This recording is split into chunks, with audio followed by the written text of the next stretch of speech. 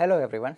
In this module or in this week's videos, we are going to take a look at how we can extend the basic data types that are available in the C programming language and create some kind of custom types, in particular something that can be used in order to store structured data. Okay. So, in terms of an outline, effectively what we are going to be doing is looking at 4 primary keywords that are present in C. All are in some sense related, right? They allow you to write more compact and readable code in certain ways. Now among these, struct is probably the most sort of complicated, in the sense that there are a number of finer details that are required in order to understand how structs work. The others in some sense are more in the form of what you would call syntactic sugar. Right, that term syntax sugar is something that you might come across when you read about different articles about programming languages.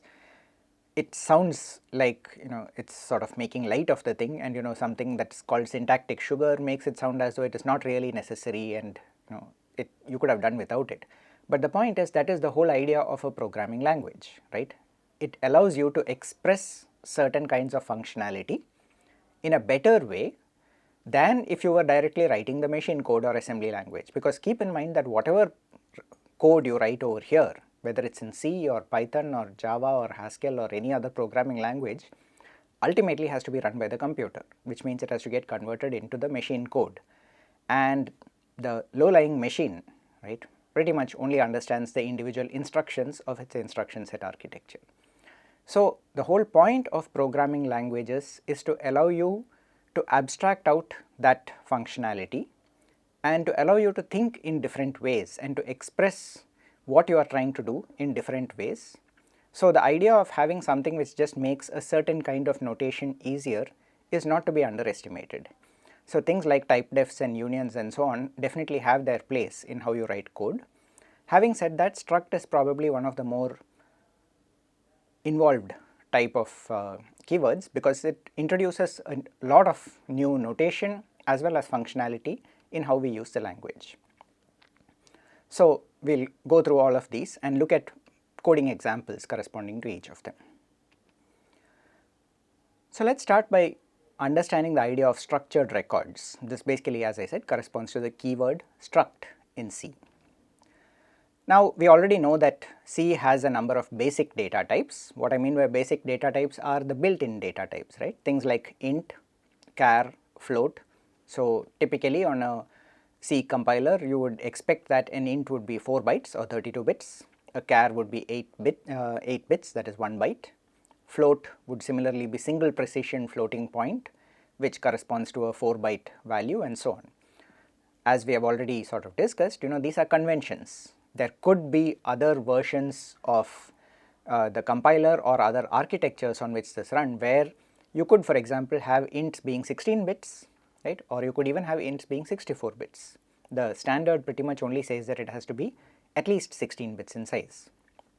And in that sense, it is sort of an evolving data type, right? It is not something fundamentally fixed as a certain number of bits, and that has implications, as we have already seen, because it affects the range of numbers that you can represent, how you basically convert from one type of value to another, and so on.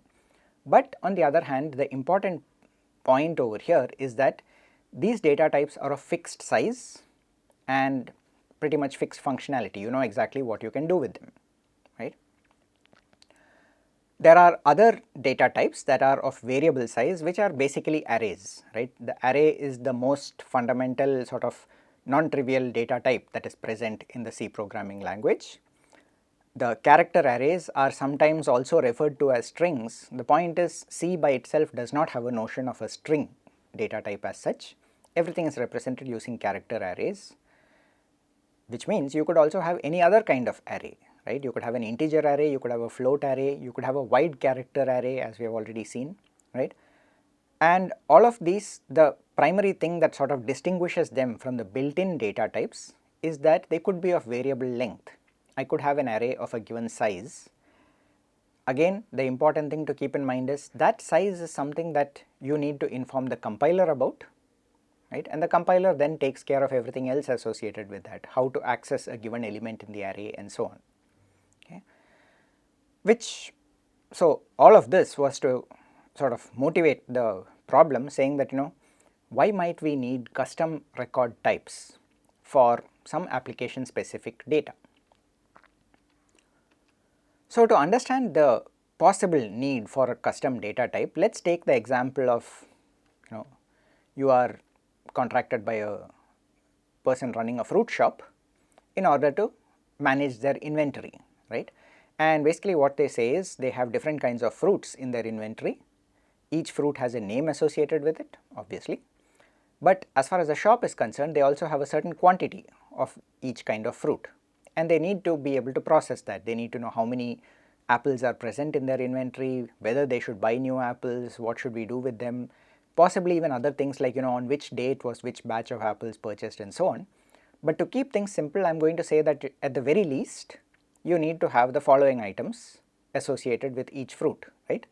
One is the name of the fruit, then there is something which is the quantity, how many of them do you have in your inventory, and then something called the unit price, right, which basically says okay, how much does each apple cost or how much does each banana cost. Obviously these numbers are just made up, right, so these are not really the true prices of apples or bananas at any point in time, but they are just used as an illustrative set of numbers out here. So why all this is relevant is clearly this is an example where you can see that these three values, apple, 10 and 12.5, belong together, right. It basically tells you that there are 10 apples costing 12.5 rupees each, right, and that is what is present in the inventory of this particular fruit seller, right. This is not some fundamental statement about apples. It may not be true tomorrow, but this is what is required as far as the inventory of this fruit seller at this point in time is. Like I said, there would typically be several other parameters including the batches, the date of expiry, the date of purchase, how many are required, customer demand, things of that sort, but this sort of already helps to show that there are a number of parameters that are related to each other in some sense. So the question that arises is, can we keep that information together, right? How do I sort of relate these three parameters and say that they are all related to the data to the particular fruit called apple? Now when you are writing such an inventory program, one possible approach is that we basically create multiple arrays, right. So we create one char star array, right, which basically holds strings, okay. So how does this work? It would basically say that each element in name holds a pointer to a character, right, and what that means is that apple would have to be a string which is stored somewhere in the memory of the system.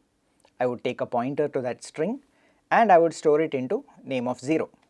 So this element out here on the left side, outside of all of these arrays, is what relates all of these arrays together, right. So 0 basically corresponds to apple, and at the same time if I go look at the next array that I have over here, which is int quantity, right, it is of type integer. Again it has the same number of elements. Now this 10 over here is something that I just arbitrarily put in place, right. It is not, obviously that limits me to a total of 10 different types of fruits.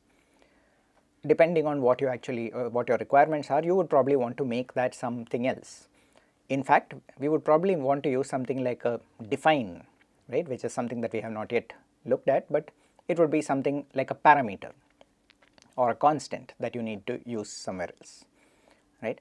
The important point is, by using this index 0, when I look up name I find apple, and when I look up quantity I find 10, and I know that this is what relates the two together, right. So index 0 corresponds to apple and the number 10, which tells me that I have a quantity of 10 apples in my inventory.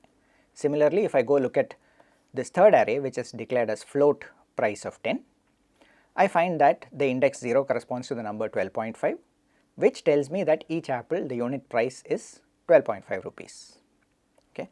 So this is definitely one way by which you can sort of relate all the three items together, and in a lot of circumstances this might even be enough. There are in fact programming languages where this is the recommended and pretty much possibly even the only way of handling related data, right? And there are a number of advantages to it actually. So it turns out that when we look at how memory is organized and so on, there are possibilities where you can even argue that this kind of organization is better. However, that is not what we are talking about right now. What we want to know is, from the point of view of how we write code in C, is there a cleaner, more readable, more understandable way of representing this that could potentially even be extended more easily if required, okay? And what that does is we allow this notion, this keyword called struct. Now in struct, what we are basically doing is, the declaration of struct looks something like this. We basically say struct, that's a keyword, we give it a name, and then with curly brackets out here, we give a number of different parameters or fields as they are called inside the struct. After this, we would actually define which variable has this type, right? So effectively, in other words, this declaration out here is creating a new data type, something that did not exist before. It's not an int, it's not a float, it's not a char star, it's some kind of a combination of all of these that we can use in a certain way, right? And what happens, what makes it interesting is that this struct is processed by the C compiler in such a way that the data corresponding to the struct is all kept together. In other words, if I think of this big orange rectangle as the memory map of my system, what I would typically have would be something like this. I would have one area which I am showing at the bottom out here, but it would be somewhere in the memory map of your system, right? And this is actually there in all programs, where constant strings, for example, the data used by your program are stored.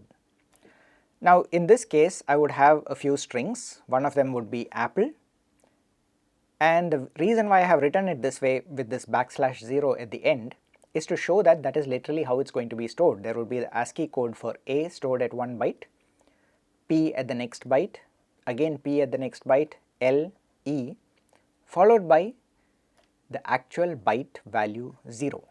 Remember how strings are null terminated, right? So basically we put in a 0 at the end of a sequence of characters, and that indicates the end of the string. That's exactly how C even finds the end of the string. If you arbitrarily go in and insert a null character, not the character 0, right, the actual null character, which is the byte value 0 into a string, that indicates the end of that string. Now this is stored somewhere in memory, which means that it has an address, and that address I can think of it, as I can assign it to a pointer, okay? Which pointer? The char star name. So in other words, what I do is, oops, this should actually be the other way, let me just correct that. This should be A0, this should be A1, and this should be A2, right?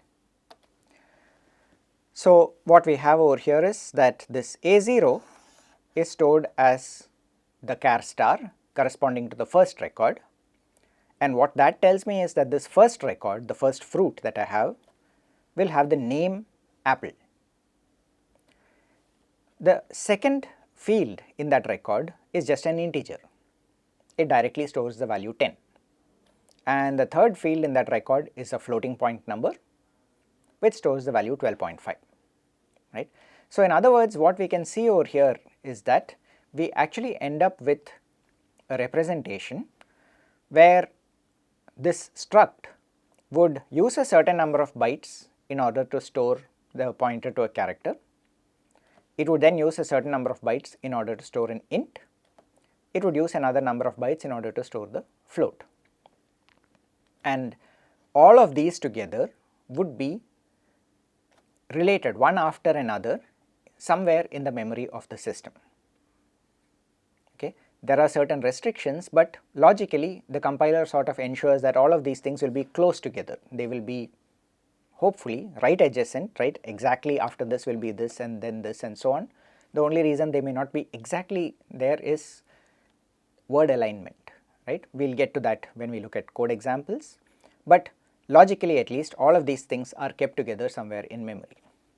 Similarly, I have space for another structure out here, What the second structure does is the pointer to character that it has is A1, which when I go look at it corresponds to banana. The int in that particular struct has the value 20 and the float over there, the price, has the value 35, 35.035, it would just get stored as a floating point number internally. And finally the third one has A2, which when I go look it up has the string value mango, the quantity 5 and the price 17.3. So what has happened is, instead of having 3 distinct arrays out here, I can now think of it as an array of structs, where each struct has related data kept close to each other, right. Logically, from the point of view of how a human being understands the code, this is cleaner. Now, is this the most efficient way in terms of actually implementing it and accessing the data in memory? That is a totally different question. C is not trying to answer that. The reason why structs are introduced over here is primarily for ease of the programmer. Logically, you get your different data points together so that you can make use of them, right. Now, as I said, each of these elements out here is a field, okay, and the char star name. So, name for example is one of the fields that is present inside the struct. Quantity is yet another field that is present inside the struct, and the declarations are just like you would declare any other variables. Each of them would have char star name, for example, followed by a semicolon to indicate the end of the statement, right, and a sequence of such fields would be declared, finally ending with the closing curly brackets, and then I would actually have the variables that are of this type struct.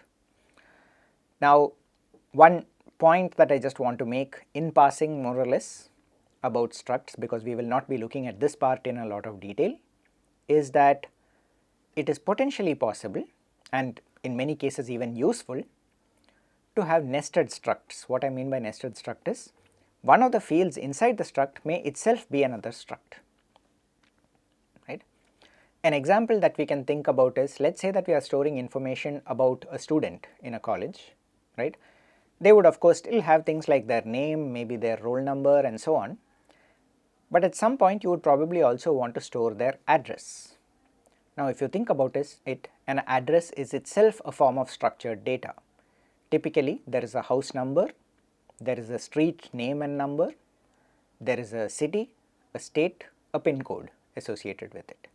So, rather than having many different fields out here in the student data type, right, you would rather have one address struct which stores all of that information and make that struct part of the student data type.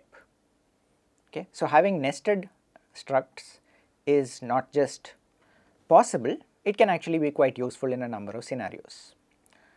Now, it also gets very interesting when you think about the fact that in C, you can in principle also have, while declaring a struct fruit, I could potentially have a pointer to another struct fruit as a member element or a field inside the struct. Now, it is a little complicated to explain why that is required. Those of you who have heard of the terms linked lists would probably be familiar with how these get implemented and why they are useful, but for the time being it is a little beyond the scope of what we can do in this course. So, we are going to leave it at that. I will just sort of mention it in passing, but we will not be looking at recursive struct definitions as they are called over here, right.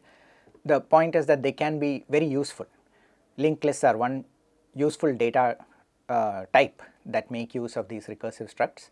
An extremely useful data type is what is called a tree, which makes use of a similar kind of notation, right, and that finds use in a number of different practical scenarios in various kinds of programming applications.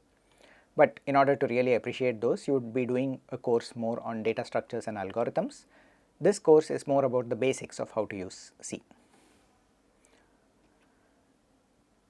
Now, a couple of things to keep in mind. One of them is related to the size of a struct, right. It is sort of tempting to imagine that when you declare a struct, the total size or the total memory occupied by the struct element would be the sum of the individual sizes. In most cases that is actually true.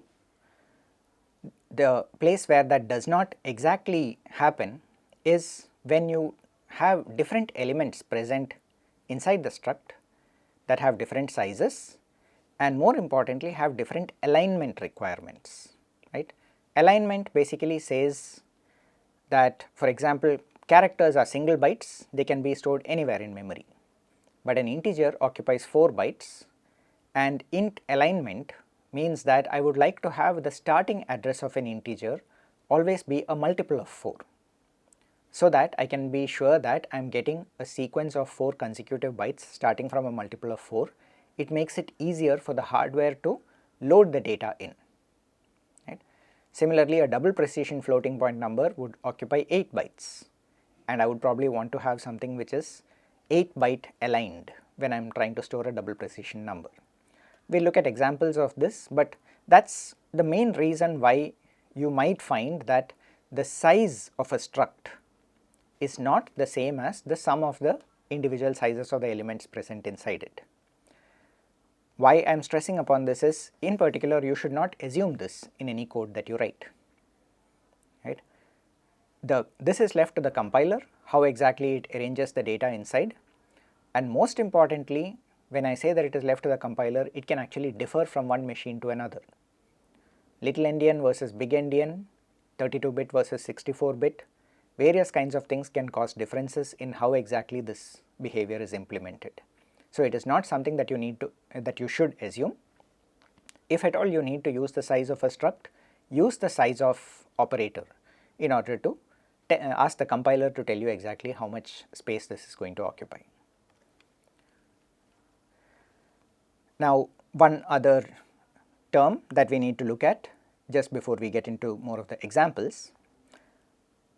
Now, from the look of things, it looks as though we have basically created a new data type, a struct, and the question that we might ask is, can I do the same things that I would do with other data types? And one of those things is what's called a assignment, right. And basically what we are asking is, can I take two variables of the same data type, presumably they have to be of the same data type, and assign one to the other, right.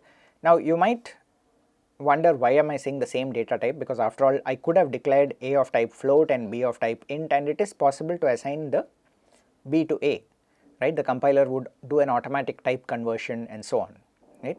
But that is something very specific to certain kinds of numeric data types that is implemented by the compiler.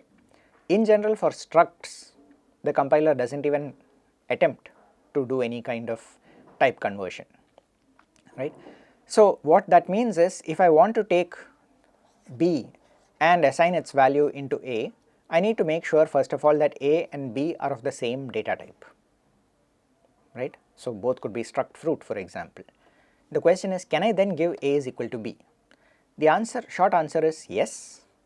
The slightly longer answer is yes, but, okay. And what I mean by that is, there is a notion of something called a deep copy, right, which is a little difficult to explain at this point in time, because we have not yet started looking at what you call dynamic memory allocation, right. But once you do have dynamically allocated memory or pointers inside a struct, what actually happens over here is that when you copy one struct into another, it just copies each field by field, which means that it also copies the pointer value. And what that means is, if A and B both have pointers, they will both end up pointing to the same place, okay. So if we then go and access the nth element of A or B by using some kind of direct parameter, we are or rather nth element of a pointer present inside A or B, we might find that they are both pointing to the same place, even though we thought that we had made a copy and changed one of them, right. So you have to be a little careful when you make copies of data types like this, right. In a lot of cases, especially for relatively simple structures, this is perfectly alright. It will work exactly the way that you expect. If you have pointers or if you have nested structs present inside, then you need to be a little careful about how the copying happens, what exactly is getting copied or not. the second thing that we would be interested in a lot of cases is to compare two values of a given data type together, right. So, comparing two integers, comparing two floating point numbers also possibly is all something that we might be interested in, right. Now, the point is, for structs this is not defined. We cannot actually use A equals B and find out whether the two structs are point by point equal, right. At least that is what we would normally expect. We would expect to see that each of the individual fields present inside A and B are equal to each other, but C does not provide this kind of shorthand notation in order to directly do such a comparison. You will have to write your own function which goes over all the elements in each of the in the struct and does a point by point comparison and finally returns a true or false value, right. So, that is something to keep in mind when you are actually dealing with structs. Although they represent new data types that you can now use within your code, there are certain restrictions on how you can use them.